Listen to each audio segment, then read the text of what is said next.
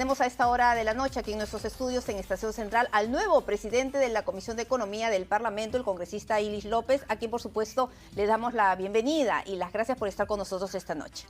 Señorita Pilar, buenas noches. Un saludo por intermedio suyo a toda la audiencia, a todo el Perú y en especial pues a mi región Junín. Tremendo reto, ¿no, congresista? Y lo comentábamos antes de la entrevista, porque sabemos en qué escenario nos estamos moviendo, saliendo de una recesión económica, sabemos que nuestra economía básicamente es informal, no hay un empleo adecuado, tenemos pobreza, tenemos hambre, nuestros niños están desnutridos, están mal alimentados, hay un problema grave de anemia. ¿Qué puntos básicamente van a marcar su gestión?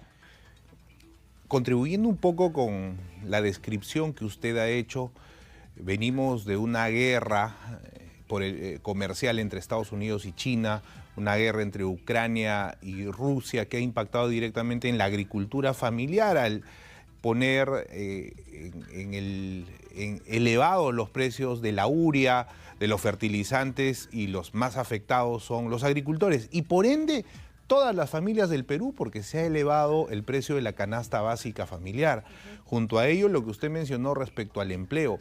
En el Perú, de los casi 35 millones de ciudadanos, 17 millones están en edad de trabajo, en la población económicamente activa, como en la PEA, como se le llama técnicamente. De esos 17 millones que están en edad de trabajo, 8 millones solamente están empleados o adecuadamente empleados. ¿Qué quiere decir? Que hay un déficit gigantesco. Además de ello, cada año el Perú necesita generar casi 400.000 puestos de trabajo, porque nuevos jóvenes ingresan a esa población en edad de trabajar. Entonces, en este contexto, fuera de rezago de la pandemia, junto al tema de la recesión, el ministro de Economía ha dicho que tiene las esperanzas de que se crezca a 3.7 o 4%. El BCR ha dicho 3.2, el ministro de Economía. El BCR ha mencionado 3.1, pero si nosotros queremos generar 350.000 puestos de trabajo, debemos crecer mínimo al 5% en primer término. ¿Y qué cosa es este crecer al 5%? Significa básicamente dinamizar la economía en sectores que dan más trabajo. O sea, si yo pongo... ¿Cuáles son esos sectores? La pesca, la agricultura familiar, la transformación, la industria que tiene el país, la construcción y la autoconstrucción. No olvidemos que en el Perú mucha gente ahorra dinero y construye sus casas. Entonces, esto genera un empleo grande. Ahí debemos empujar y visionar el tema de los incentivos que se debe dar a través del Estado. Desde el Congreso, justamente, desde su comisión, ¿cómo se puede impulsar esto? Mire, ¿a través de qué tipo de norma? Para aterrizar, porque claro, muchas veces y en medio de todo este descrédito que hay en la población hacia sus políticos, hacia la clase política en general, tanto del Ejecutivo y del Congreso de la República, claro, dicen, ¿cómo aterrizar todo esto que suena tan bonito? Sí, todo esto lo aterrizamos de la siguiente manera. Por un lado, como Ejecutivo, a través del Ministerio de Economía, la SUNAT debe dejar, y con nuestra fiscalización tiene que ser así, debe dejar de ser ese ente castigador, punitivo, inquisidor, a convertirse en un ente de acompañamiento, de desarrollo, para ampliar la base tributaria. Cuando, por ejemplo, nosotros planteamos que las nuevas microempresas, que en el país hay 8 millones de microempresas, de las cuales solo 2.6 millones son formales, o sea, tenemos un rango de informalidad muy grande. Entonces, para que estas microempresas sean formales, tiene que convenirles ser formal. Y para que le convenga ser formal, la SUNAT acá tiene que dejar ese rol castigador. Además de ello, ¿de qué manera se podría implementar este acercamiento para que se logre convencer a este sector? ¿Qué puede ser tan atractivo para volverse formal? Exonerar por 5 años los impuestos desde su creación. ¿Por qué? Yo le hago un símil a mis estudiantes en la universidad y les digo, cuando nace un bebito, ¿qué es lo que hacen los padres? Lo alimentan, lo cuidan, lo arropan, lo educan, y cuando tiene una edad determinada, sale al campo laboral ya mayor. Igual es la micro y pequeña empresa.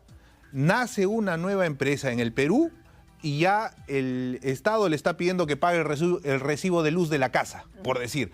Hay que ayudar a esos nuevos emprendimientos, a los emprendedores, a cautelar que se fortalezcan, que engorden primero, que se desarrollen para luego pagar, y de esa manera ampliamos la base tributaria. Entonces el emprendedor dice, oye, me van a apoyar 5 años donde yo voy a crecer, y cuando yo haya crecido un poco con la ayuda del Estado, ahora sí empiezo a tributar. Eso es lo que tenemos que hacer, y ya conversé con el superintendente, el nuevo superintendente de Administración Tributaria de la SUNAT, un joven profesional de carrera, por cierto, entiende. Le he dicho que nosotros... ¿Eso a través de una norma desde el Congreso? Sí, claro. Eso lo que... tenemos que hacer, como ayer dije en el discurso de asunción de cargo.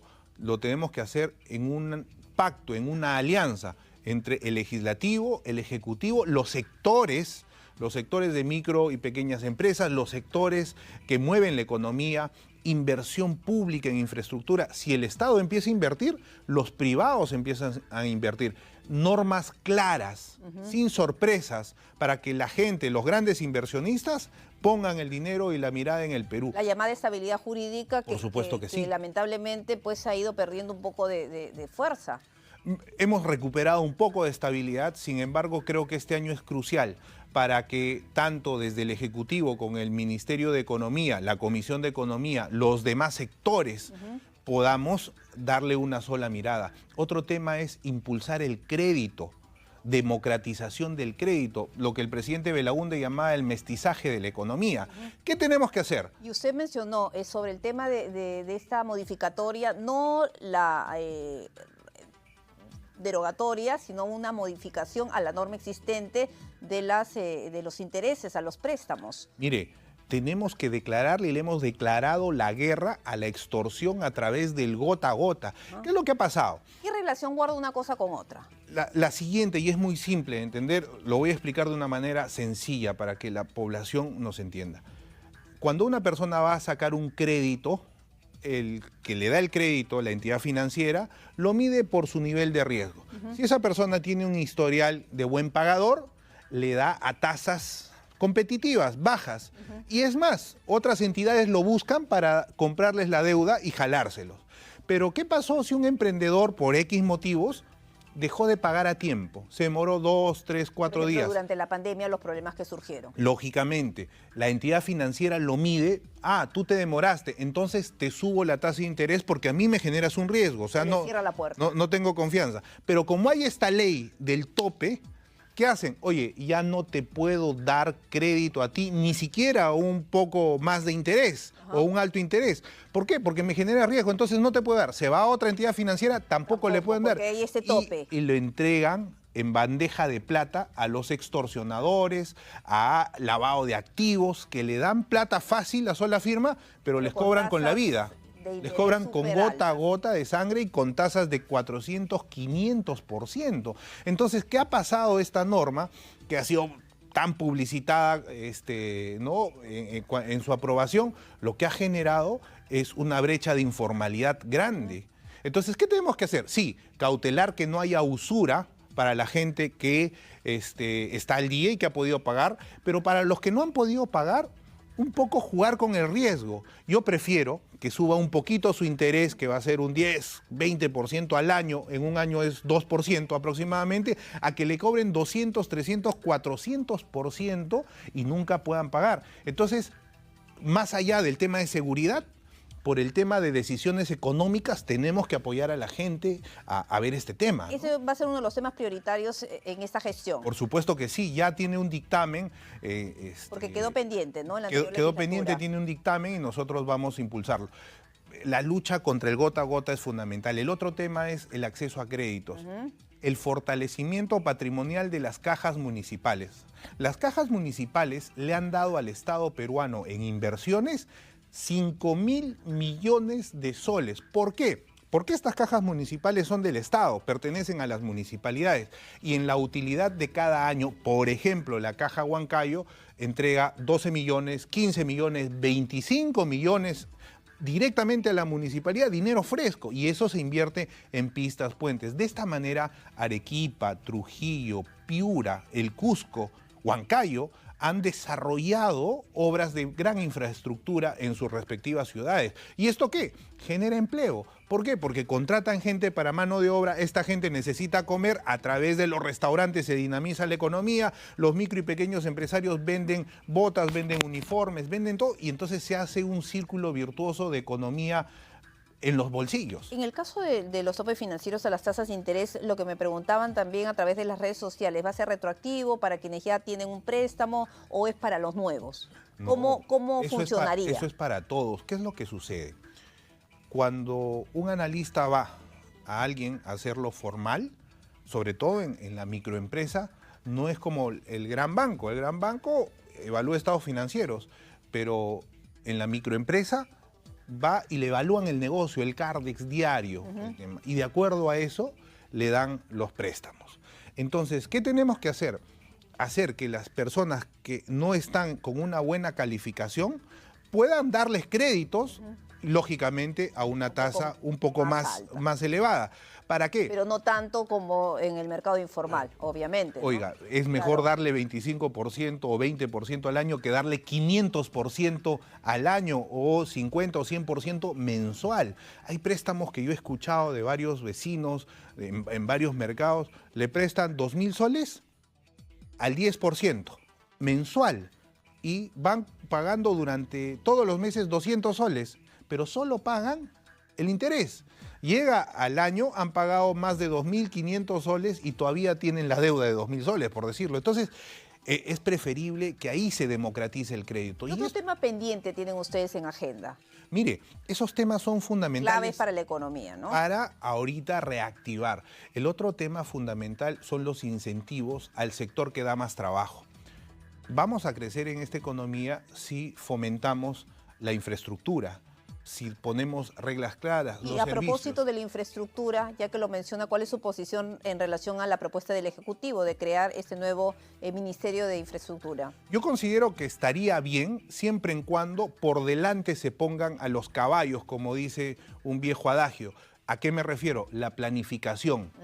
Si voy a planificar adecuadamente, la obra de infraestructura que siga esa planificación va a funcionar. Le pongo un ejemplo concreto. El Valle del Mantaro, Huancayo, dentro de la región Junín, es un valle muy productivo, pero siguen haciendo agricultura estacional, o sea, con las lluvias. Ahorita ya estamos en época de preparar la tierra. No tenemos una gran infraestructura de recursos hídricos, o sea, no tenemos una gran represa. Y eso ayudaría a la competitividad de toda esa zona, abarataría los costos de producción de la agricultura, por ende, la comida llegaría más barata a la mesa de todos los peruanos y el dinero que ganan alcanzaría para cubrir otras necesidades. Y hablando justamente de ese tema, ¿qué opina de lo que dijo el ministro de Agricultura, el señor Manero, en relación a que aquí, bueno, se come contundente y nadie pasa hambre? Mire, yo creo que... Hoy día el ministro Adrián Sen, el premier, dice hay que pasar la página. Mire, yo creo que en política todos tienen un desliz. Yo supongo que ha dicho, en la sierra comemos bien. Mire, a mí me gusta el chuño arrebozado con bastante huevo y nos sirven pues en una buena cantidad. Nos ponen nuestra batea de papa con queso y esa es la comida que nosotros tenemos en la chacra, en la misma sierra. En la costa tienen sus maneras, en la selva también. Lo que considero es que cuando uno es autoridad de ese nivel, tiene que tener mucho cuidado, ¿no?, en lo que dice y lo que habla. Ahora, sobre todo en estos tiempos. La interpelación me parece positiva, pero no una interpelación solo por lo que dijo. Tiene que venir el ministro también a decir qué opina, por ejemplo, de la pretensión que tiene la ministra, su colega Ania Pérez de Cuéllar, de privatizar lo que sería una privatización del agua. Ahora, porque eso es un tema importante, ¿ah? Y lo tocamos en la anterior entrevista, claro que sí, lo recuerdo. Y la presidenta Dina Boluarte justamente tocó ese tema en su mensaje de 5 horas, que no se va a privatizar los servicios de agua. Sí, del dicho al hecho hay mucho trecho. Y también otro conocido adagio. el diablo está en los detalles, que nos explique qué dice el artículo 14 del decreto legislativo 1620, donde dice que se dejaría al tema de la concesión hasta las fuentes de agua. No está tranquilo usted, ni con lo que dice la ministra, ni las normas, ni lo que ha dicho la presidenta en relación a ese tema. Mire, tenemos la ingrata experiencia de Odebrecht. Tenemos la ingrata experiencia de Chaglia, una gran obra de hidroeléctrica que se tenía que hacer en el Perú, que Odebrecht lo vendió a precio de huevo roto y pudo conseguir. De eso, otros temas. Hay la experiencia de los peajes. Mire, en esa norma, la ministra está poniendo la misma manera de subir los peajes en la misma manera para subir las tarifas. Las tarifas de agua. ¿Así? Ellos están planteando eso en la norma. Entonces... Pero las autoridades lo niegan una y otra vez. Lo que sucede es que hay un supino, un gran desconocimiento de lo que es el desarrollo público respecto, por ejemplo, al tema en recursos hídricos. Por eso, yo cuando digo que el ministro de Agricultura debe ir porque es una cuestión de interpelación, no solamente por las palabras, sino para ver cuál es la gestión integral de su sector y además decir qué opina pues sobre temas importantes. Ministro de Agricultura, y también lo van a interpelar al de Salud. ¿Está bien? Está bien que vengan todas las interpelaciones posibles. Hay un gran sector de los estudiantes de medicina que están cuestionando la nueva forma de evaluar el tema del serum y también la educación tiene que ver con la economía. Cuando los padres de familia no tienen dinero en sus bolsillos, uno de los impactos es ya no mandar a los hijos a estudiar, o los que estaban estudiando en universidades privadas, colegios privados, ya no siguen asistiendo a clases y van por otras opciones. Y eso también detiene la economía. Entonces, ¿qué es lo que se tiene que hacer? Trabajar de la mano, ¿no? Trabajar de la mano. O sea, acá los diferentes sectores, como el gobierno central, regional y local. Lo que corresponde es un pacto, una alianza entre el Ejecutivo. Yo le pediría al ministro, ya conversé también con el ministro, vamos a apoyar todas las medidas que impulsen a el tema de generar trabajo, el tema de los créditos. Un ejemplo respecto a ese nuevamente, en Colombia y México se tiene un gran fondo de los emprendedores. Necesitamos darle créditos a la micro y pequeña empresa. ¿Por qué? Que son el motor de la economía. 8 de cada 10 peruanos trabajan en una micro y pequeña empresa. 8 de cada 10. Y si tenemos un déficit de 8 millones y tenemos 6 millones de micro y pequeñas empresas en la informalidad, si nosotros impactamos en eso, inmediatamente vamos a subir el poder adquisitivo. Y eso, teniendo en cuenta... Como un círculo, no vicioso, sino virtuoso. Es un círculo. Mire, la mayor cantidad, casi el 60% del PBI que se genera en un país viene del consumo privado, de lo que usted el día de hoy ha almorzado en el restaurante, de lo que yo he comprado gasolina en un centro, de lo que alguna persona ha vendido una ropa, unas zapatillas. ¿De dónde da ese consumo? Del consumo privado, o sea, de todas las personas. Y para que gasten y se dinamice la economía, hay que darles trabajo, hay que pagarles. He ahí el tema. Entonces, ¿qué tenemos que hacer? Impulsar los sectores que generan más trabajo. El turismo, impulsar el tema de la gastronomía, impulsar los servicios, la manufactura, la agricultura familiar. Mire, tenemos ¿no? déficit hídrico. ¿Qué hacemos frente a eso? Con lo que está pasando en el lago Titicaca, ¿no? Es una situación que preocupa. Ahora, también preocupa, volviendo ya al tema político mismo del Congreso, lo que ha ocurrido con su ex colega, Darwin Espinosa. Ese incidente que ha generado entre su esposa y bueno, esta trabajadora, con quien mantendría algún tipo de relación, lo que se está reclamando es sanción. Hay quienes señalan, bueno, ya el presidente de la Comisión de Ética, lo que ha dicho Diego Bazán, que va a iniciar las indagaciones, ¿no?, preliminares frente a este caso. Eso tiene que ir por el tema legal correspondiente. Yo no me voy a pronunciar sobre temas personales. Yo sugeriría en general a todos los colegas que siempre... Pero ya no es tan personal si es que se han peleado en el Congreso.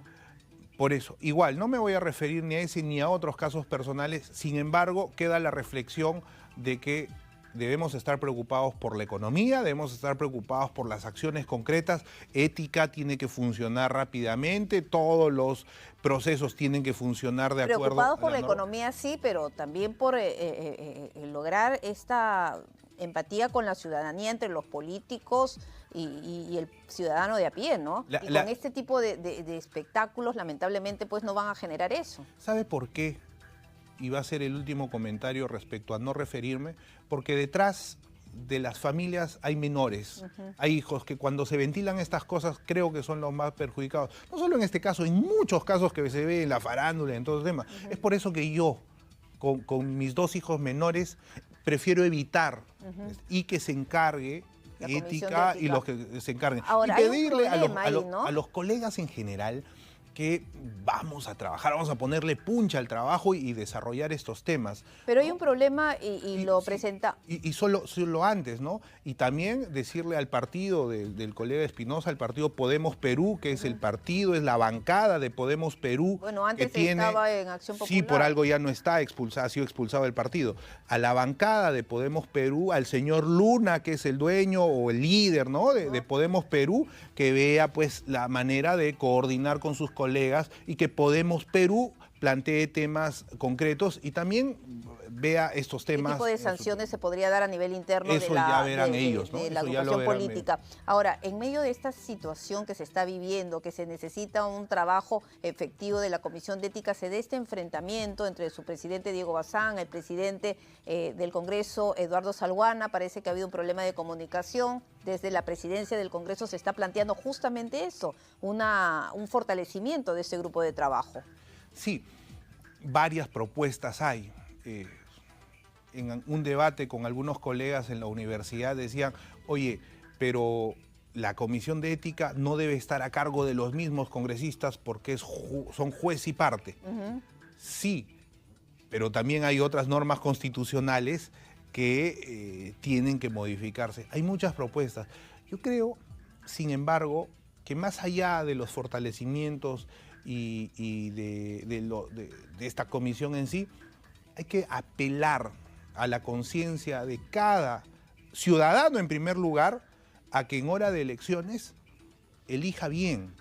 Y eso es lo que todos queremos, sea parte. En segundo lugar, de los que salgan elegidos, todos los que salgamos elegidos, no solo congresistas, presidente de la República, alcalde, regidores. Y ojo que va a ser bicameral el próximo Congreso. Por supuesto que sí. Entonces, en el 2026. Necesitamos poner de nuestra parte para que la política no esté manchada por estos. Y a propósito de la bicameralidad, hay una iniciativa de Fuerza Popular que estaría impulsando que un presidente de la República pueda ser suspendido durante 24 meses. ¿Qué le parece a usted esta propuesta que ya se ha dado a conocer en el transcurso del día de hoy? Hay que debatirla. Particularmente yo creo que en un sistema presidencialista como el nuestro, se está generando un espacio donde para que haya mucha confrontación. Espero yo, como le digo, que la gente que venga después al Congreso tenga la suficiente capacidad de separar el tema político y el tema país, una visión de país que no tenemos hace tiempo, por cierto.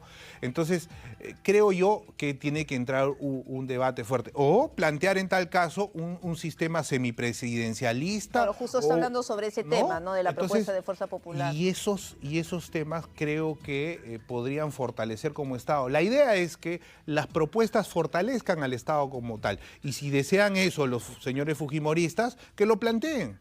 Vamos al debate para ver qué conveniencias tiene o no estas propuestas. ¿Y eso no generaría, me pongo en el otro lado, una mayor inestabilidad política? Creo que si las normas están claras, si es que se plantea un debate nacional de cómo funciona un sistema presidencialista, un sistema semipresidencialista o un sistema parlamentario, por ejemplo, como se da en España.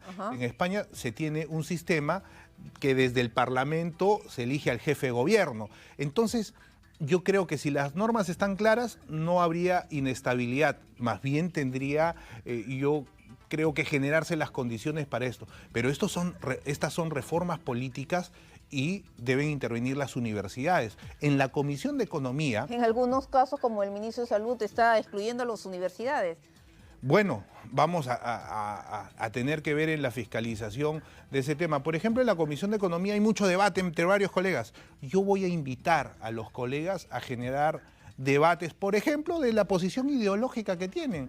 Los que creen en la lucha de clases dirán qué plantean económicamente en un debate abierto a las universidades, a los ciudadanos. Los que creen en el capitalismo devorador también dirán, los que son de centro también plantearán sus temas. Creo que esos debates tienen que volver y desde la Comisión de Economía los vamos a fomentar. Ahora, el tema de pensiones, ¿cómo quedó? ¿Hay algo pendiente?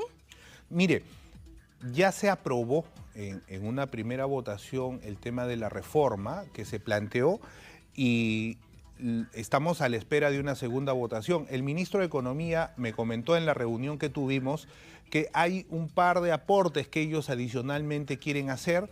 Vamos a conversar sobre el tema, si esos aportes los acepta el Pleno del Congreso para que pase una segunda votación. Lo que sí creo es que debe haber cambio. Ya hemos visto que el tema de las AFPs ha sido un tema que no ha ayudado a la mayoría de peruanos, ¿no? Y así lo han visto los peruanos. Es más, han retirado todos estos retiros, valga la redundancia, que han habido. Sin embargo, tiene que haber un cambio. Y el cambio que se está planteando, vamos a ver qué efectos podría tener. Y hay una iniciativa, ¿no?, de algunos parlamentarios de la izquierda, justamente, que están viendo el tema de la ONP. ¿Qué tan viable es eso? El tema de la devolución de la ONP.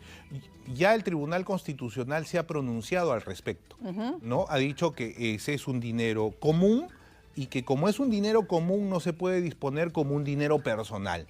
Hay un debate general, hay que invitar al debate nuevamente al Tribunal Constitucional para ver si hay una revisión del tema, porque si es que nosotros aprobamos, considero particularmente que sí, o sea, independientemente que sea un fondo común, ese fondo lo ha dado cada persona de su trabajo.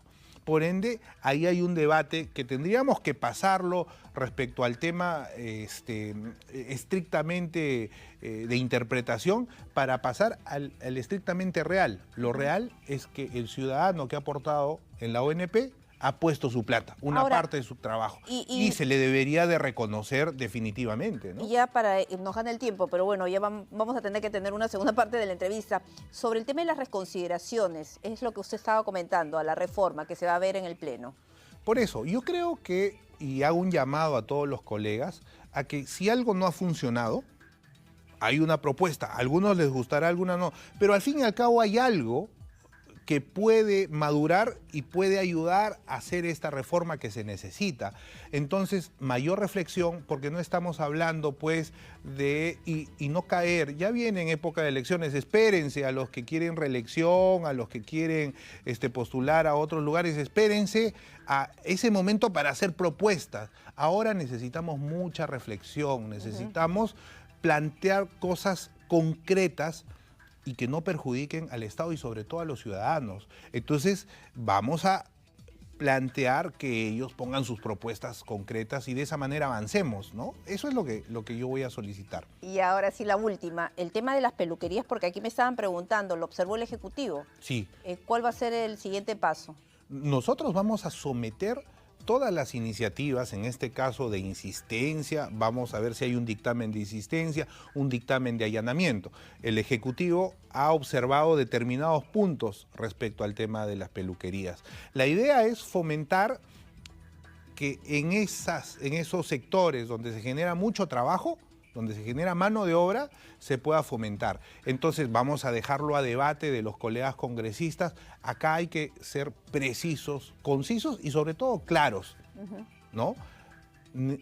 Tenemos que pedir la estadística. Por ejemplo, también está el tema de los restaurantes y los hoteles. Ya se les dio una reducción al 8% del IGB. Se ha dejado de percibir 500 millones de soles. Hay que llamar al Ministerio de Economía y hay que preguntarle a los sectores, ya no han pagado 500 millones, ¿cuántos puestos de trabajo han generado?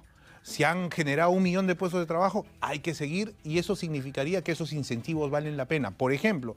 Entonces, la decisión es un poco más específica respecto a las peluquerías, pero hay que ponerlas al debate. Yo lo voy a poner todo al debate. Todas las observaciones. Todo al debate. Perfecto, congresista. Gracias por esta primera entrevista y seguramente lo vamos a tener en las próximas semanas porque hay muchos temas de interés. Solo para culminar, yo creo que la región Junín es una región estratégica frente a PEC y frente al puerto de Chancay.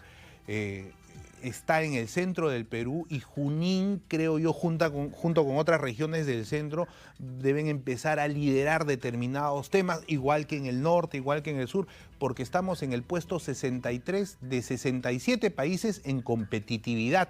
O sea, estamos no en el top, hay que contrario, recuperarnos de ese tema.